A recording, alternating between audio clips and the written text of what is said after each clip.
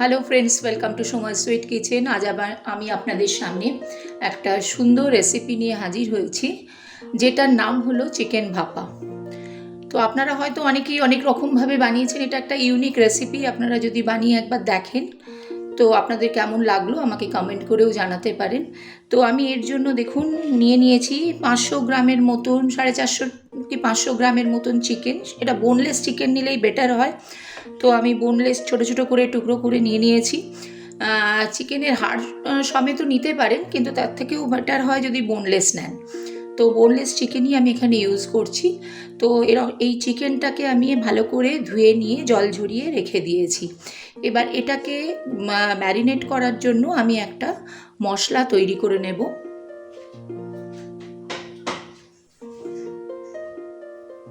এবার যে মশলাটা আমি ইউজ করব সেটার মধ্যে আমি এখানে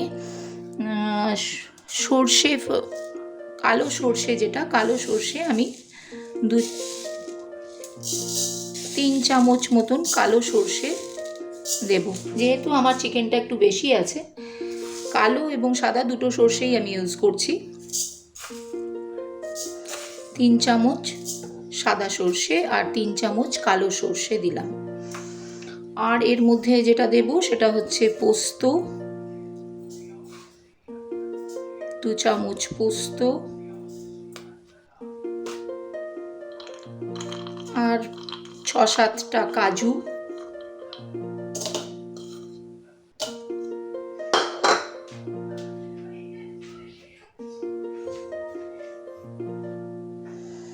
এরকম 2টো কাঁচা লঙ্কা একটা রেখে দিচ্ছি, আর 1 চামচ মতন চার মগজ।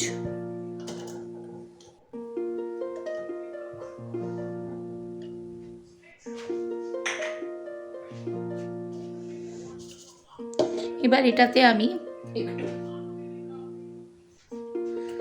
অল্প জল মেশালাম।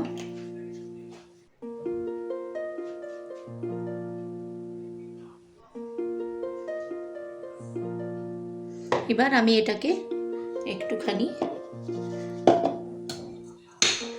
দই দিয়ে দেবো এটার মধ্যে।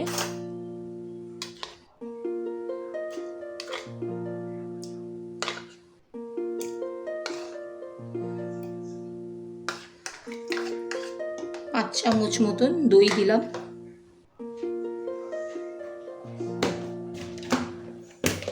আর স্বাদ মতন নুনটাও কিন্তু এখানে ইউজ করলাম।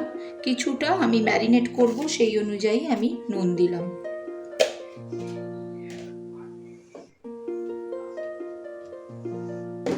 এবার আমি এটাকে পেস্ট বানিয়ে নেব। দেখুন আমি এই পেস্টটা বানিয়ে নিলাম। এবার এটাকে কি করব, এই চিকেনটাকে তো জল ঝরিয়ে রেখেই দিয়েছিলাম। এবার এই চিকেনটার সঙ্গে আমি এই পেস্টটাকে পুরোটা মিশিয়ে দেব। এবার এটা ম্যারিনেট হতে দেব।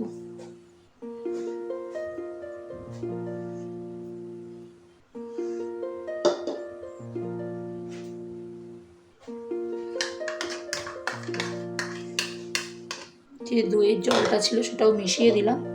আর এখানে এটাকে একটুখানি ধুয়ে অল্প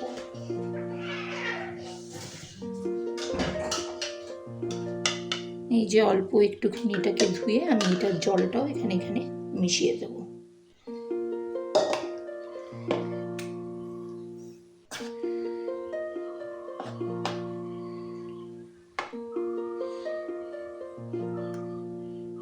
যেহেতু আমি আগে একটু নুনটা দিয়েই দিয়েছি, তো নুনটাও এটার মধ্যে ভালো করে মিশে যাবে। এই অবস্থায় ভালো করে ম্যারিনেট করতে দেব।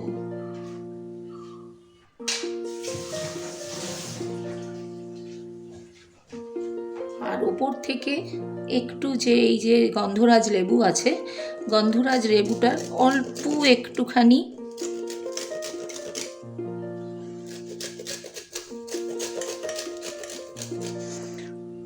ওপরের খোসাটা, শুধু সাদা অংশটা নয়,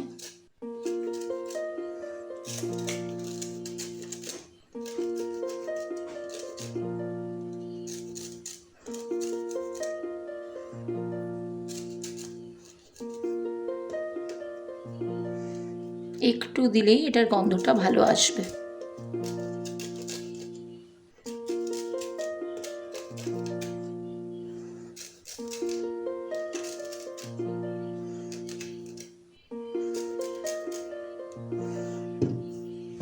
দেখুন শুধু ছালটা, অল্প একটু ছাল যদি দিয়ে দেন এটার গন্ধটা খুব সুন্দর আসবে। এইটুকু ছালেই এর গন্ধটা দেখুন, খুব সুন্দর একটা গন্ধ আসবে। সাদাটা কিন্তু দেবেন না, সাদাটা দিলে তেতো হয়ে যাওয়ার চান্স আছে।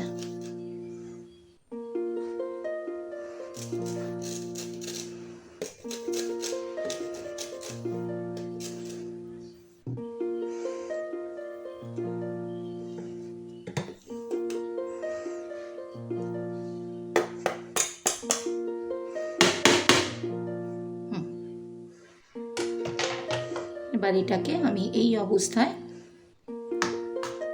45 মিনিটস মতন ম্যারিনেট করতে দেব।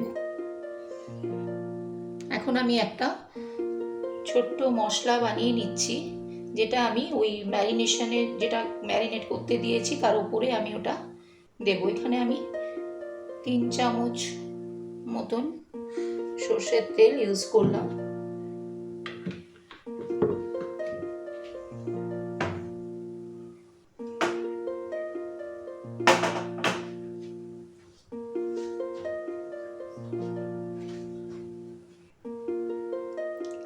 দেখুন তেলটা গরম হয়ে গেছে।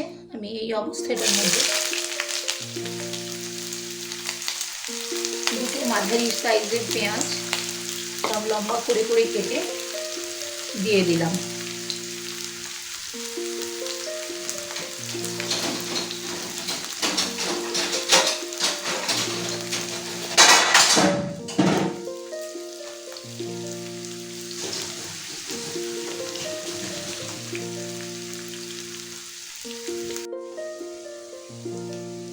এখানে আমি 2 চামচ রসুন বাটা মেশাচ্ছি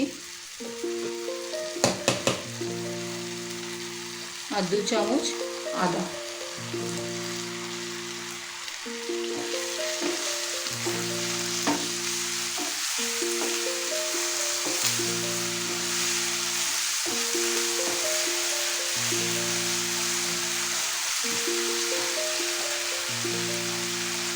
ভালো করে এটাকে কষিয়ে নিতে হবে। এটার মধ্যে অল্প একটু হলুদ দেব,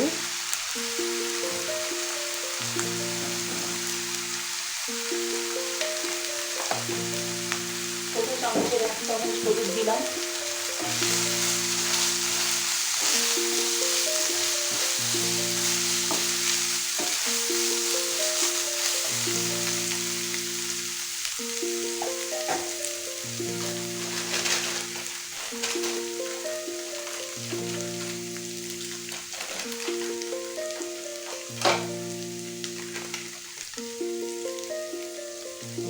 কালারের জন্য আর অল্প ঝালটাও হবে, একটু ঝাল ঝাল হলে খেতে ভালো লাগবে, তাই 1 চামচ মতন গুঁড়ো লঙ্কা দিলাম। এবার এটাকেও ভালো করে কষিয়ে নিতে হবে।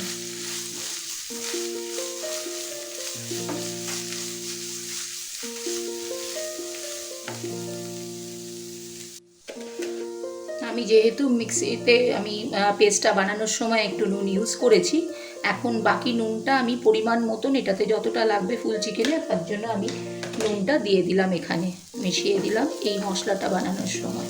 আর একটু এটাতে অল্প চিনি দেবো, তাহলে টেস্টটা একটু বাড়বে। অল্প চিনি দিলাম।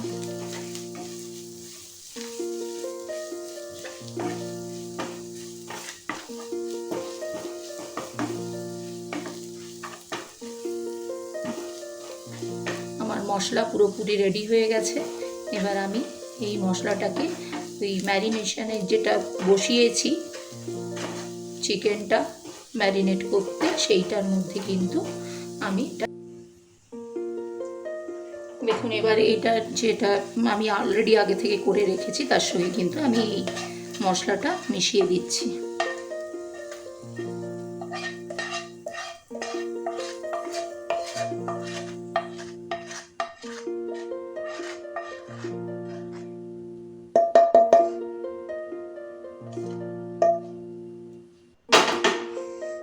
ভালো করে এটাকে মিশিয়ে নিতে হবে এটার সঙ্গে।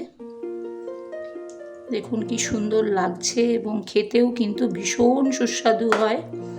আপনারা অতি অবশ্যই একবার বাড়িতে বানিয়ে দেখবেন। একটু অন্য স্টাইলে আমি বানিয়েছি, অনেক ধরনেরই এরকম ভাপা হয়। তো আপনারা এই ভাপাটা খেয়ে যদি দেখেন যে ভালো লাগছে, আমাকে একটু কমেন্ট করে জানাবেন। আর এটার সঙ্গে কি করব, একটু লাস্ট ওপর থেকে হাফ চামচ মতন, ঝাল অলরেডি দিয়েছি, হাফ চামচ মতন গোলমরিচের গুঁড়ো মিশিয়ে দিলাম, দিয়ে ভালো করে মাখিয়ে দেব।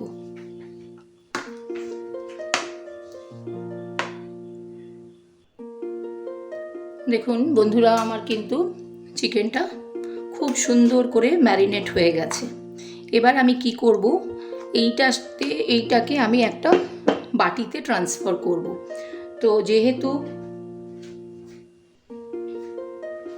আমার মাংসর কোয়ান্টিটিটা একটু বেশি, যেহেতু আমার একটু বড় ফ্যামিলি, যেহেতু এটা আমার লাঞ্চেরই আইটেম, আপনাদের বললামই লাঞ্চের আইটেম এটা, তো আমারও আজকের লাঞ্চের আইটেম, তো আমার কোয়ান্টিটিটা একটু বেশি। তো আপনারা যেরকম কোয়ান্টিটির মাংস নেবেন সেই অনুযায়ী আপনারা করবেন। তো আমার এই বাটিতে এই পুরো মাংসটা হবে না, অ্যাডজাস্ট হবে না, তাই আমি দুটো বাটি নিয়েছি।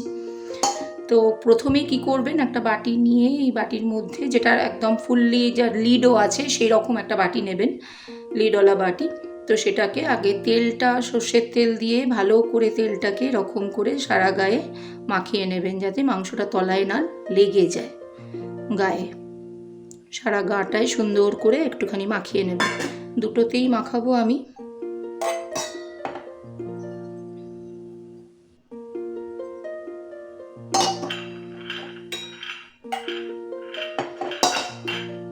এবার এই মাংসটাকে নিয়ে আমি এটার মধ্যে ট্রান্সফার করে দেব।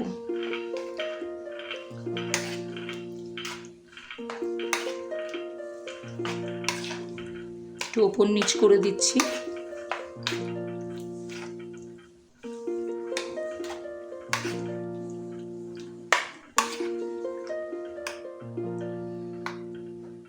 এবার মাংসগুলোকে আমি এরকমভাবে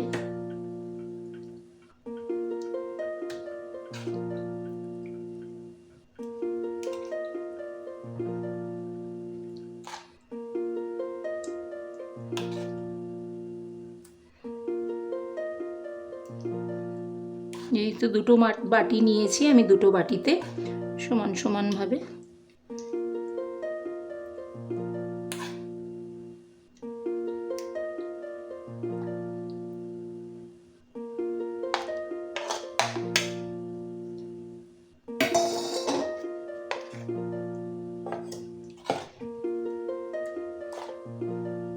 একইভাবে এটাকেও আমি এরমভাবেই ম্যারিনেট করা জিনিসটাকে বাটিতে ট্রান্সফার করে দিচ্ছি।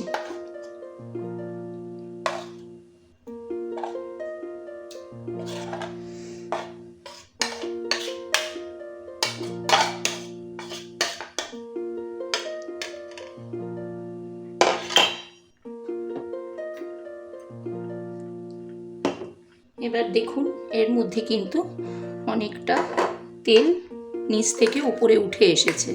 সেই তেলগুলোও কিন্তু আমি আস্তে আস্তে এরকম করে ওপর দিকে তুলে দেব, যাতে পুরো তেলটা সুন্দর করে পুরো বাটির মধ্যে ছড়িয়ে যায়।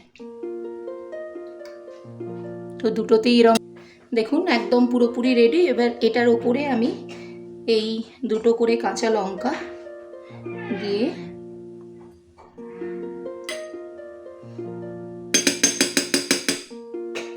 আমি ঢাকাটা বন্ধ করে দেব।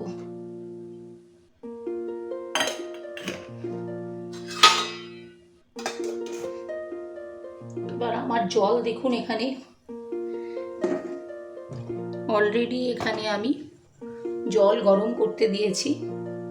তো এইরকম এই জিনিসটা ঠিক এইটুকু তলার এইটুকু পোর্শন ডুববে এরকম জল নেবেন কড়াতে, এটাকে বসিয়ে দেবেন এরকম করে। তো দুটো যেহেতু আমার কন্টেনার, আমি দুটো কড়া বসিয়েছি, তো আমি দুটো কড়াতেই এরকমভাবে, ওটাও একটা কড়াতে বসিয়ে দিলাম, এটাও একটা কড়ার মধ্যে বসিয়ে দিলাম।